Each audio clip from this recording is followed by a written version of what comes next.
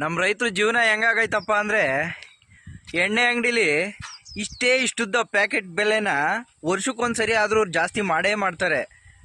ಅದೇ 10 ಎಕರೆಲಿ ಬೆಳೆದು ಕಷ್ಟಪಟ್ಟು ಬೆವ್ರು ಸುರಿಸಿ ತಗೊಂಡೋಗಿ ಮಾರ್ಕೆಟ್ಗೆ ಹಾಕಿದ್ರೆ ಇರೋ ಬೆಲೆಲೂ 10 ರೂಪಾಯಿ ಕಮ್ಮಿ ಮಾಡ್ತಾರೆ ಹೊರತು ಜಾಸ್ತಿ ಅಂತೂ ಮಾಡಲ್ಲ. ಅದು ಹೋಗ್ಲಿ, ಮೊನ್ನೆ ರೈತರ ಪರವಾಗಿ ಹೋರಾಟ ನಡೀತಿತ್ತು.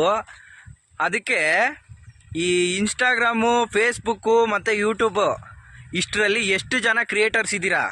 ಯಾರಾದರೂ ಎಲ್ಲೋ ಸ್ವಲ್ಪ ಜನ ಹಾಕಿರ್ತಾರೆ ಬಿಡ್ರಿ. ಯಾರಾದರೂ ದೊಡ್ಡ ಕಂಟೆಂಟ್ ಕ್ರಿಯೇಟರ್ಸ್ ಏನಾದರೂ ಇದ್ರ ಬಗ್ಗೆ ವಿಡಿಯೋ ಮಾಡಿ ಹಾಕಿದ್ದೀರಾ?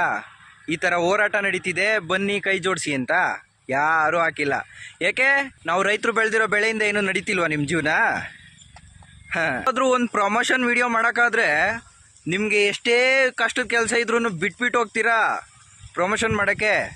ಅದೇ ಯಾವುದೋ ಒಂದು ಸ್ವಲ್ಪ ಒಂದು ಹೋರಾಟದ ಬಗ್ಗೆ ವಿಡಿಯೋ ಮಾಡೋಕ್ಕಾಗಲ್ಲ ಅಂದರೆ ನೀವೆಂಥ ಕಂಟೆಂಟ್ ಕ್ರಿಯೇಟರ್ಸ್ ರೀ? ಹೊಟ್ಟೆಗೆ ತಿನ್ನಕ್ಕೆ ಊಟ ಇಲ್ಲ ಅಂದರೆ ಹೋಗಿ ನಮ್ಮಂಥ ರೈತರು ಬೆಳೆದಿರೋ ಅಂಗಡಿಗಳಿಗೆ ತಾನೇ ಹೋಗಿ ಕೇಳ್ತೀರಾ? ಇದನ್ನು ಹಂಗೆ ಏನೋ ಒಂದು ಸಣ್ಣ ವಿಡಿಯೋ ಮಾಡಾಕಿದ್ರೆ ಸ್ವಲ್ಪ ರೈತರಿಗಾದ್ರೂ ಗೊತ್ತಾಗಿ ಆ ಹೋರಾಟದಲ್ಲಿ ಭಾಗಿಯಾಗ್ತಾರೆ.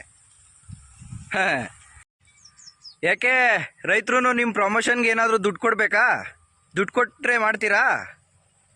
ಹೇಳ್ರಿ.